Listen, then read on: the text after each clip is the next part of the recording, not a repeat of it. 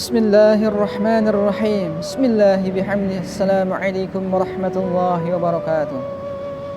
Alhamdulillahi rabbil alamin.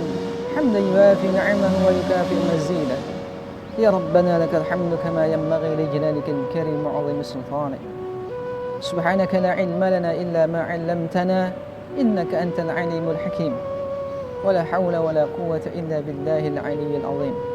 Rabbi shrah li sadri wa yassir li amri wahlul 'uqdatam min lisani yafqahu qawli, amma ba'd.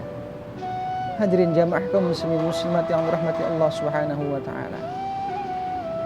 Ada satu kejadian yang sangat menarik yang menggemparkan penduduk Madinah waktu itu, di mana ada seorang perempuan meninggal dunia. Pada saat meninggal dunia, keluarga perempuan ini memanggil seorang perempuan yang tugasnya sehari-hari adalah untuk memandikan jenazah. Pada saat prosesi pemandian jenazah, perempuan yang memandikan jenazah ini tiba-tiba keluar dari mulutnya pada saat dia membasuh kemaluan daripada perempuan yang sudah meninggal ini. Apa yang dia sampaikan?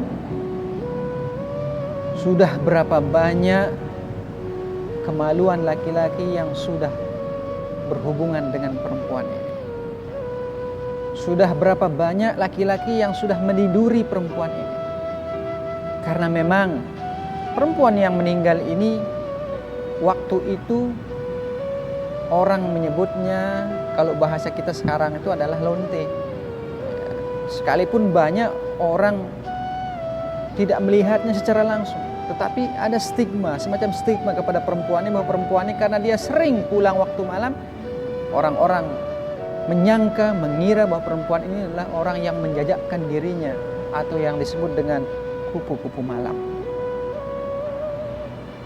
Sehingga kemudian perempuan yang memandikan jenazah perempuan yang waktu itu sudah disebut sebagai kupu-kupu malam, pada saat memandikan jenazah perempuan ini, keluar dari mulutnya bahwa sudah berapa banyak pria hidung belang yang sudah tidur dengan perempuan ini, atau artinya yang sudah berzina dengan perempuan ini. Padahal sampai detik itu, sebelum dia meninggal, orang yang memandikan jenazah ini tidak pernah melihat secara langsung bahwa perempuan yang meninggal ini adalah sudah melakukan perzinahan. Saudara-saudaraku kaum muslimin muslimat yang dirahmati Allah Subhanahu wa taala.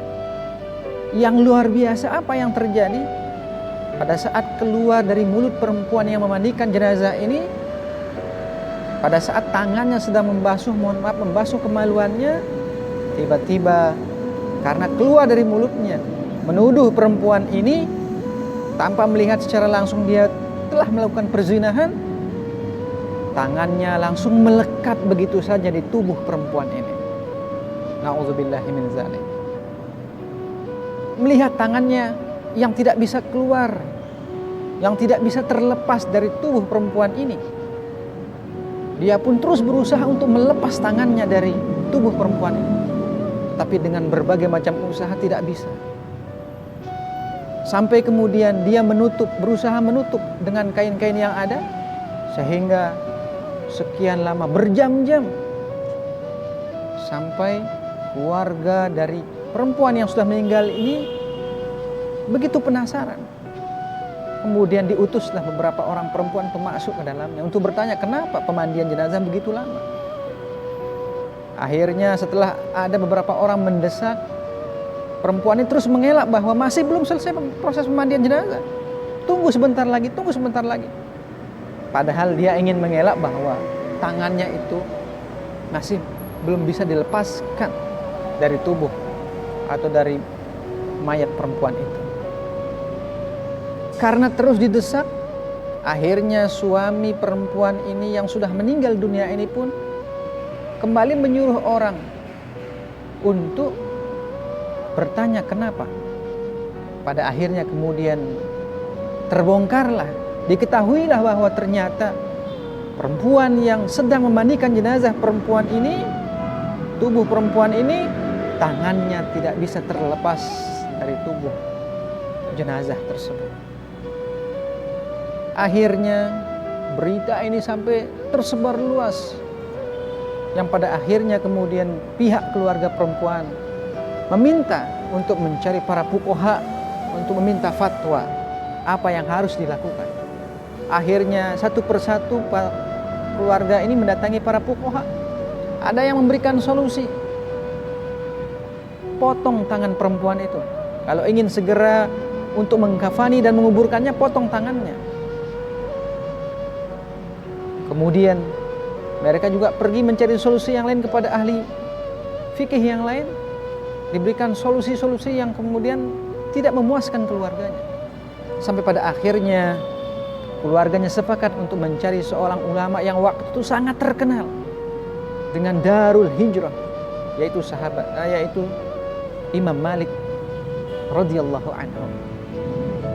Keluarganya pun datang meminta fatwa kepada Imam Malik. Ya Imam Malik, telah terjadi satu peristiwa yang luar biasa, di mana pada saat seorang perempuan sedang dimandikan, tiba-tiba kemudian orang yang memandikan jenazahnya, telapak tangannya melekat di kemaluan perempuan tersebut. Sampai sekarang tidak bisa dilepaskan ya Imam Malik. Bagaimana kami bisa melepaskannya untuk segera mengkafankan dan menguburkannya? Kemudian Imam Malik pun meminta kepada utusan tersebut untuk bertanya kepada perempuan apa yang sudah dia ucapkan, apa yang dia sudah sampaikan kepada jenazah yang sedang dimandikannya. Akhirnya utusan itu pun kembali dan bertanya kepada perempuan tersebut. Lalu perempuan itu pun menjawab, pada saat saya memandikan jenazah ini, pada saat membasuh kemaluan jenazah perempuan ini, saya menyampaikan sudah berapa banyak kemaluan laki-laki yang sudah masuk dan berzina dengan perempuan ini. Padahal saya tidak pernah melihat secara langsung perempuan ini melakukan perzinahan. Akhirnya mendengar penyampaian dari perempuan yang sudah melakukan tuduhan terhadap jenazah tersebut, Imam Malik mengatakan apa? Kalau ingin tanganmu terlepas dari jenazah perempuan ini, maka utus beberapa orang untuk masuk ke dalam kamar jenazah tersebut untuk mencambuk sebanyak 80 kali sebagai balasan terhadap orang yang menuduh perempuan baik, yang menuduh perempuan seorang saudara muslimahnya berzina tanpa pernah melihatnya atau mendatangkan 4 orang saksi. Sebagaimana di dalam surah An-Nur ayat 4, Allah Subhanahu wa taala berfirman, "Walladzina yarmunal muhsanat tsumma lam ya'tu bi arba'ati syuhada fajliduhum 80 jaldah." Imam Malik menyampaikan ayat ini, "Walladzina yarmunal muhsanat," dan bagi orang-orang yang menuduh perempuan-perempuan baik ya, berzina, tsumma lam ya'tu bi arba'ati syuhada, kemudian mereka tidak mampu mendatangkan 4 orang saksi yang adil, fajliduhum 80 jaldah, maka cambuklah mereka, deralah mereka sebanyak 80 kali. Keluarga korban ini, keluarga mayit ini, keluarga jenazah perempuan ini mendengar fatwa Imam Malik, kemudian segera meminta beberapa orang perempuan yang masuk kemudian ke dalam kamar jenazah itu untuk kemudian mencambuk perempuan yang sedang memandikan jenazah sebanyak 80 kali cambuk. Apa yang luar biasa, pada saat cambukan yang ke-79, tiba-tiba kemudian cambukan yang terakhir, tiba-tiba tangan perempuan yang melekat tadi terlepas begitu saja. Inilah kejadian yang Allah Subhanahu wa taala ingin perlihatkan waktu itu sebagai balasan, sebagai warning bagi siapapun ya, umat Islam, baik laki-laki maupun perempuan, yang cepat gemar menuduh, ya, baik sesama muslim, ya, baik laki maupun perempuan, berzina. Padahal dia tidak pernah melihat langsung, padahal dia tidak pernah menyaksikan langsung.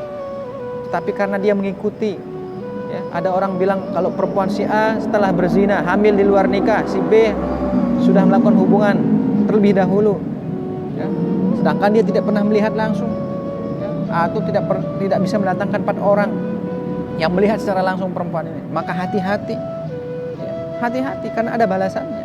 Di dalam ayat tadi disebutkan, kalau di dalam hukum Islam, orang yang menuduh kemudian menyebarluaskan video, contohnya orang sedang melakukan hubungan zina, ya, maka hukumannya adalah 80 jilid, 80 cambukan. Apa yang bisa kita ambil pelajaran daripada peristiwa yang terjadi pada zaman Imam Malik ini? Bahwa janganlah kita mudah menuduh saudara kita melakukan zina. Karena dengan kita menuduh saudara kita, apalagi kemudian menyebarluaskannya, maka kita sudah menghancurkan reputasinya, menghancurkan kehormatan saudara kita. Ingat, kehormatan seorang muslim itulah kehormatan kita juga. Salah satu hak antara seorang muslim dengan muslim yang lainnya adalah saling menjaga kehormatan, saling menutup aib. Kalau Allah sendiri menutup aib seorang hamba, maka bagaimana mungkin kita sebagai seorang hamba membongkar aib saudaranya? Seandainya kita tahu bahwa itu terjadi, tetap kita tidak boleh menyampaikan dan menyebarluaskannya, karena itu adalah aib saudara-saudara kita. Mudah-mudahan ini bermanfaat. Allah muwaffiq wal hadi ila sabilir rasyad. Assalamualaikum warahmatullahi wabarakatuh.